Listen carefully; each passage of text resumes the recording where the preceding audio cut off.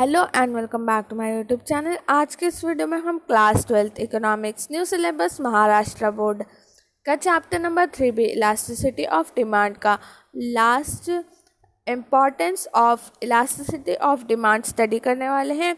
और मैंने इसकी सारी वीडियोस अपलोड कर दी हैं, प्लस मैंने फुल सॉल्व एक्सरसाइज की वीडियो भी अपलोड कर दी है। लिंक डिस्क्रिप्शन में देख सकते हैं आप वो वीडियोस भी। तो आज हम इस वीडियो में importance of elasticity of demand study करने वाले हैं। इलास्टिसिटी ऑफ डिमांड हमने पढ़ा है, ठीक है। इलास्टिसिटी ऑफ डिमांड के बारे में हमने बहुत सारी बातें पढ़ी हैं। तो अब ये हमें समझना है कि इम्पॉर्टेंस क्यों है, क्यों इलास्टिसिटी ऑफ डिमांड बहुत ही ज़्यादा इम्पॉर्टेंट है फार्मर्स के लिए, वर्कर्स के लिए एंड गवर्नमेंट के लिए। तो हमें ये समझना ज़्यादा ज़रूरी है कि ये जो इलास्टिसिटी ऑफ डिमांड पढ़ रहे हैं हम, ये क्यों इम्पॉर्टेंट है, ठीक है। तो आज के इस वीडियो में हम देखेंगे कि इम्पॉर्टेंट है इलास्टिसिटी ऑफ डिमांड बहुत सारे अलग अलग स्फेयर्स में, मतलब बहुत सारे अलग अलग डोमेन्स हैं उसके, जिसमें वो बहुत ज़्यादा इम्पॉर्टेंट है, ठीक है। तो चलिए शुरू करते हैं आज का ये वीडियो। तो जिसने भी वीडियो को लाइक नहीं करा है वो लाइक कर दे और अपने फ्रेंड्स के साथ ज़रूर शेयर करें और चैनल को सब्सक्राइब करके बेल नोटिफिकेशन को ऑल पर सेलेक्ट करना है, ठीक है। अगर किसी ने ऑल पर सेलेक्ट किया है तो ही मेरी सारी नोटिफिकेशन पहुंचेंगी, प्लस मैं लाइव आती हूँ तो भी आपको नोटिफिकेशन सबसे पहले पहुंच जाएगी, ठीक है। तो चलिए शुरू करते हैं importance of elasticity of demand, ठीक है। तो फर्स्ट वन यहाँ पर आपको थोड़ा सा इंट्रोडक्शन दिया है कि जो कॉन्सेप्ट है इलास्टिसिटी ऑफ डिमांड, इसका बहुत ही ज़्यादा ग्रेट इम्पॉर्टेंस है। किसके लिए? प्रोड्यूसर्स के लिए है, फार्मर्स के लिए है, वर्कर्स के लिए है एंड गवर्नमेंट के लिए है, ठीक है। तो लॉर्ड जॉन मेनार्ड कीन्स ने बताया कि ये बहुत ही ज़्यादा इम्पॉर्टेंट है और बहुत ज़्यादा इम्पॉर्टेंट कॉन्ट्रीब्यूशन दिया है इलास्टिसिटी ऑफ डिमांड ने। Significance of the concept becomes clear from the following applications, ठीक है। अब ये जो सिग्निफिकेंस हम पढ़ने वाले हैं, ये नीचे जो हम अब वन बाय वन स्टडी करने वाले हैं एप्लीकेशंस, उसके ज़रिए हम समझेंगे। अब आपको ज़्यादा अच्छे से समझेगा importance of elasticity of demand. तो फर्स्ट पॉइंट है इम्पॉर्टेंस टू अ प्रोड्यूसर, ठीक है। Importance to a producer. Producer कौन होता है? जो प्रोडक्ट को बनाता है, प्रोड्यूस करता है और सेल करता है मार्केट में, तो वो प्रोड्यूसर हो गया, ठीक है। यहाँ पे प्रोड्यूसर के पर्सपेक्टिव से सोचना है तो ही आपको इम्पॉर्टेंस पता चलेगी किसकी? इलास्टिसिटी ऑफ डिमांड की, ओके। तो फर्स्ट वन यहाँ पर इम्पॉर्टेंस टू अ प्रोड्यूसर है। Every producer has to decide the price of his product at which he has to sell it. For this purpose, elasticity of demand becomes important.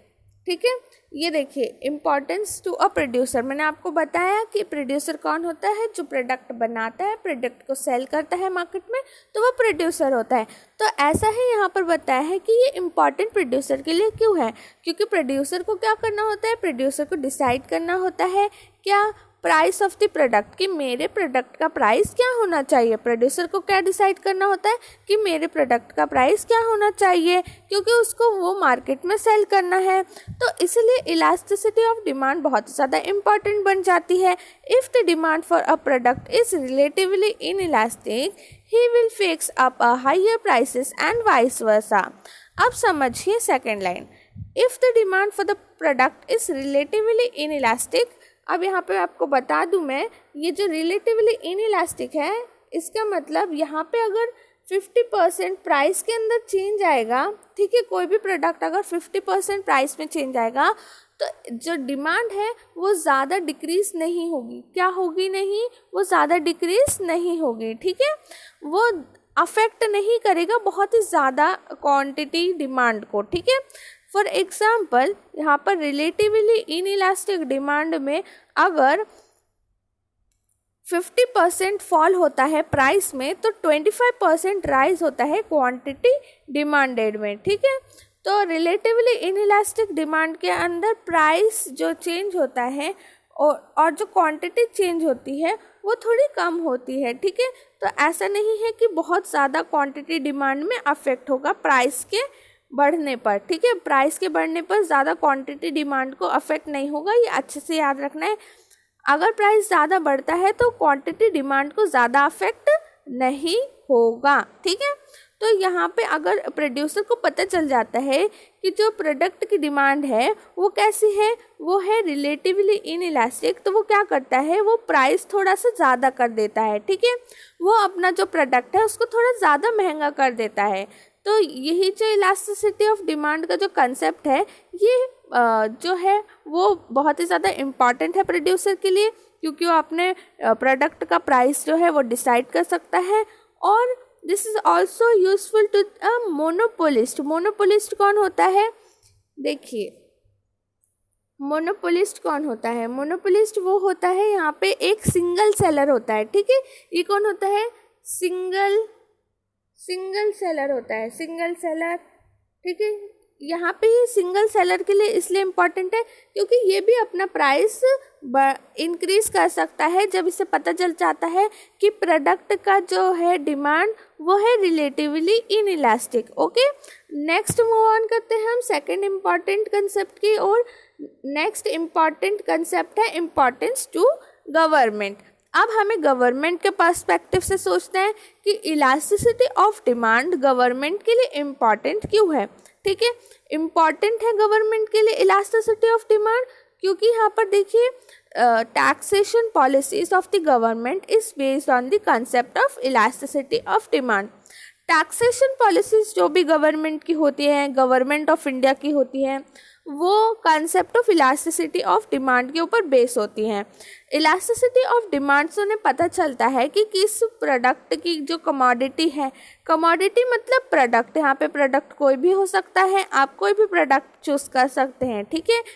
तो वो product की जो demand है वो relatively inelastic है, relatively elastic है या फिर यूनिटरी इलास्टिक है। अब इन्हें समझने के लिए आपको मेरा वीडियो देखना पड़ेगा जहाँ पे मैंने आपको types of price elasticity of demand explain किए, उसमें ये पांचों मैंने टाइप्स एक्सप्लेन कर दिए हैं। आपको वो वीडियो देखना है तो आपको इजीली समझ में आ जाएगा, लेकिन फिर भी मैं आपको यहाँ पर रिलेटिवली इनइलास्टिक का मतलब बताती हूँ। रिलेटिवली इनइलास्टिक में अगर 50% राइस होगा प्राइस के अंदर तो 30% राइस होगा और 25% राइस होगा किसके अंदर, 25% राइस होगा क्वांटिटी डिमांड के अंदर, ठीक है। तो ज़्यादा अफेक्ट नहीं होगी डिमांड अगर प्राइस इंक्रीज हो जाता है। तो अगर गवर्नमेंट को ऐसा पता चल जाता है कि ये जो प्रोडक्ट है इसकी डिमांड ज़्यादा अफेक्ट नहीं होगी तो गवर्नमेंट उसके ऊपर टैक्स ज़्यादा लगा देती है, उस कमोडिटी के ऊपर गवर्नमेंट टैक्स ज़्यादा कर देती है, ठीक है। will be taxed more because it will not affect their demand much and vice versa, ठीक है। तो उसकी जो डिमांड होती है वो कमोडिटी की, वो डिमांड अफेक्ट नहीं होती है, इसलिए गवर्नमेंट उसके ऊपर टैक्स ज़्यादा लगा देती है। फॉर एग्जांपल आप लीकर का एग्जांपल ले सकते हैं। देखिए गवर्नमेंट लीकर के ऊपर टैक्स इसलिए ज़्यादा लगाती है क्योंकि गवर्नमेंट को पता है इलास्टिसिटी ऑफ डिमांड, मतलब ये जो लीकर है इसकी रिलेटिवली इनइलास्टिक डिमांड है। लीकर की कैसी डिमांड है, रिलेटिवली इनइलास्टिक। लीकर की कैसी डिमांड है, रिलेटिवली इनइलास्टिक डिमांड है।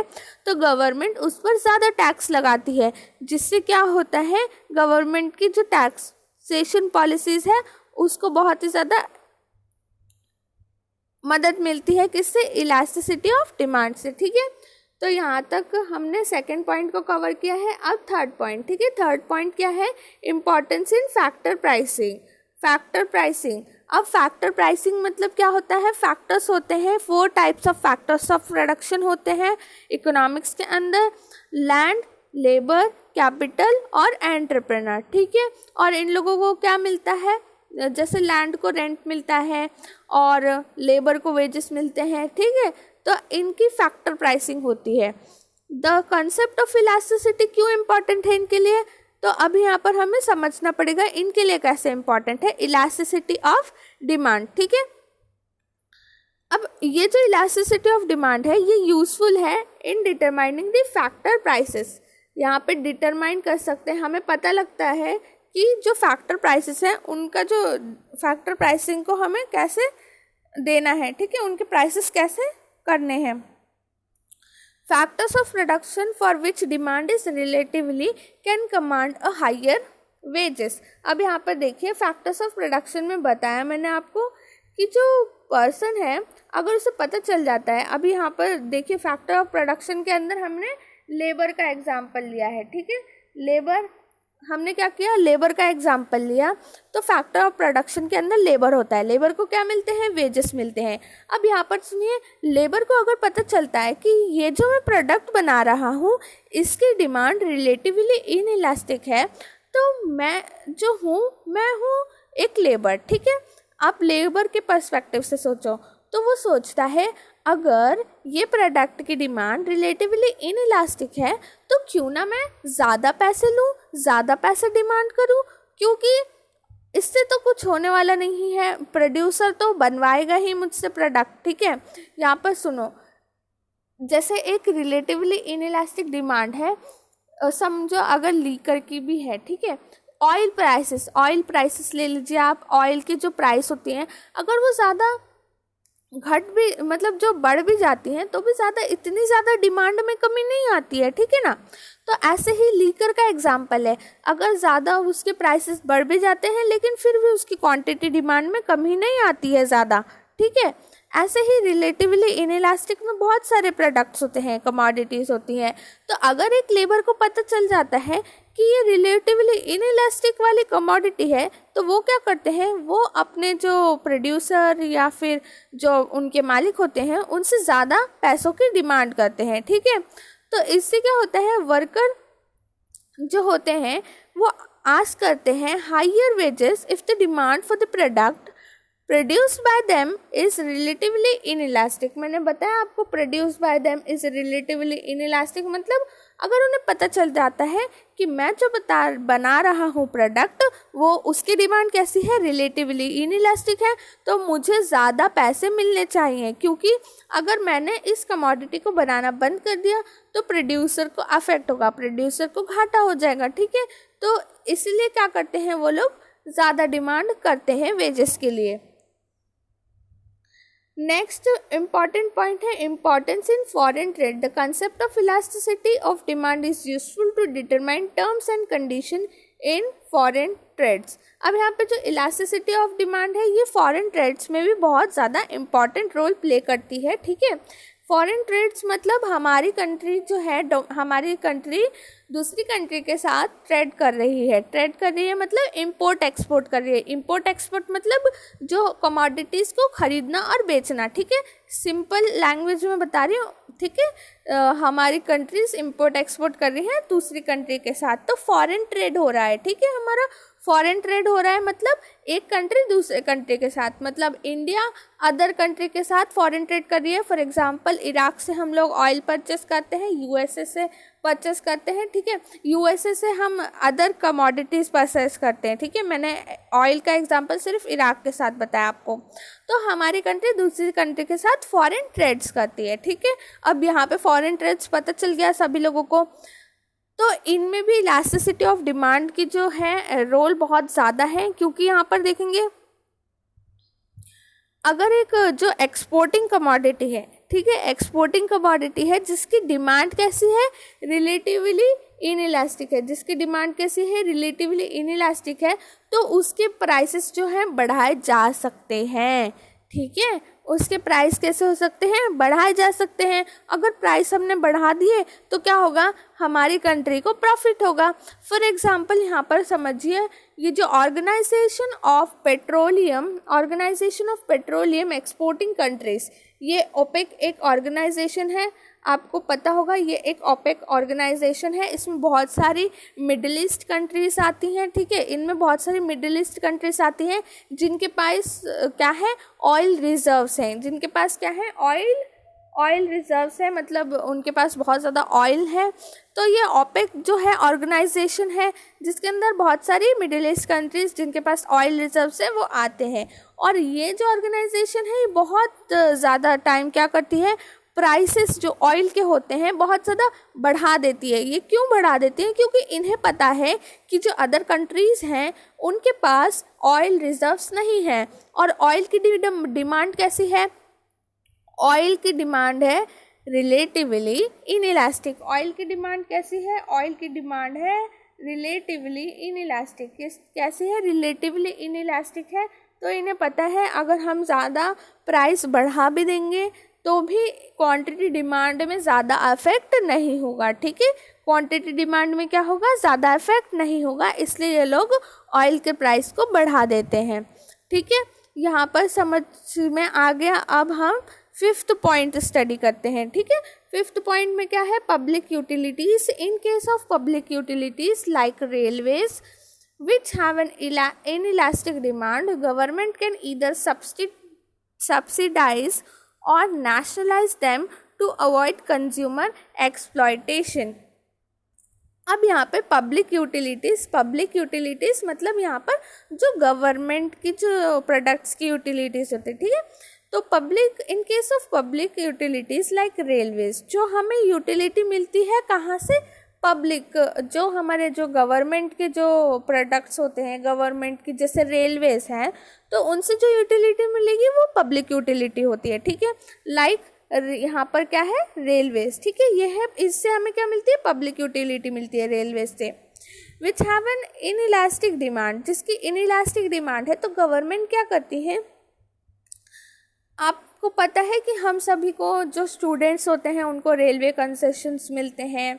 तो इसमें क्या होता है? यहीं पे देखिए डिमांड में डिमांड जब इनइलास्टिक डिमांड है तो गवर्नमेंट क्या करती है? सब्सिडाइज करती है और नेशनलाइज करती है। गवर्नमेंट ने रेलवे को अभी भी नेशनलाइज ही है हमारी रेलवेज। ठीक है, इंडियन रेलवेज कैसी है? नेशनलाइज है। और जो है ये अभी तक प्राइवेट नहीं हुई है। ठीक है, ज़्यादातर जो हमारी इंडियन रेलवेज है वो अभी भी गवर्नमेंट के ही अंडर में काम करती है। तो ये अवॉइड करती है कंज्यूमर का एक्सप्लॉयटेशन, इसलिए क्या करती है? गवर्नमेंट सब्सिडाइज करती है और नेशनलाइज करती है रेलवेज़ को, और जो भी पब्लिक यूटिलिटीज़ जिससे भी हमें मिलती है। तो क्या होता है? कंज्यूमर को कोई भी एक्सप्लॉइट ना कर सके, इसलिए गवर्नमेंट कंज्यूमर को प्रोटेक्ट करती है। ठीक है, नेक्स्ट पॉइंट है प्रोपोर्शन ऑफ एक्सपेंडिचर। ठीक है, प्रोपोर्शन ऑफ एक्सपेंडिचर, यहाँ पे एक्सपेंडिचर मतलब खर्चा, जो हम खर्चा कर रहे हैं किसी भी कमोडिटी को खरीदने के लिए। फॉर एग्जांपल अगर मेरी 10,000 इनकम है तो मैं 8,000 एक्सपेंडिचर कर रही हूँ, मतलब 10,000 का जो मतलब 8,000 एक्सपेंडिचर कर रही हूँ। ठीक है, 8,000 में मैं बहुत सारी चीज़ें खरीद रही हूँ, क्लोथ्स खरीद रही हूँ, मैं अदर प्रोडक्ट्स खरीद रही हूँ। ठीक है, तो मैं 8,000 क्या कर रही हूँ? एक्सपेंडिचर कर रही हूँ, मतलब मेरा खर्चा है जिसके अंदर मेरी बहुत सारी चीज़ें इंक्लूड हो जाती हैं, और जो मेरी इनकम है मुझसे उसी के हिसाब से ज़्यादातर एक्सपेंडिचर करना होता है। ठीक है, तो एक्सपेंडिचर के अंदर क्या है?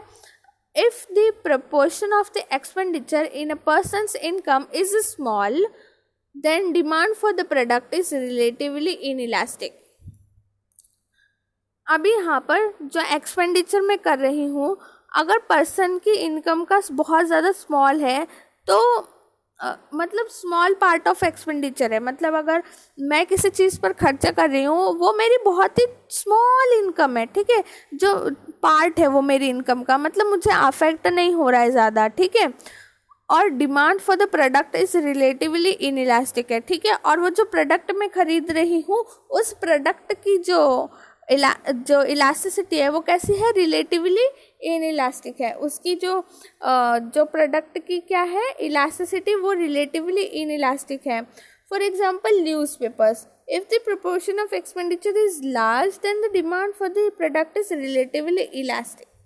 यहाँ पे समझिए न्यूज़पेपर का एग्जांपल दिया है। न्यूज़पेपर जो होते हैं वो इम्पॉर्टेंट होते हैं, ज़्यादा हम उस पर यहाँ पे बताया है कि न्यूज़पेपर की जो प्रोपोर्शन एक्सपेंडिचर है अगर वो ज़्यादा होने लगे, ठीक है, तो क्या होता है? लोग डिमांड क्या करते हैं? वो प्रोडक्ट की रिलेटिवली इलास्टिक मतलब कम करने लगते हैं। ठीक है, लेकिन फॉर एग्जांपल यहाँ पर न्यूज़पेपर का एग्जांपल लेंगे, हम न्यूज़पेपर का एग्जांपल लेंगे। ठीक है, तो अगर मैं 10,000 रुपीज़ कमा रही हूँ और अगर मैं 500 रुपीज़ पर मंथ न्यूज़पेपर के लिए निकालती हूँ तो मेरी जो इनकम का बहुत ही स्मॉल पार्ट है ये जो मैं एक्सपेंडिचर कर रही हूँ न्यूज़पेपर के ऊपर। समझ में आ रहा है आपको?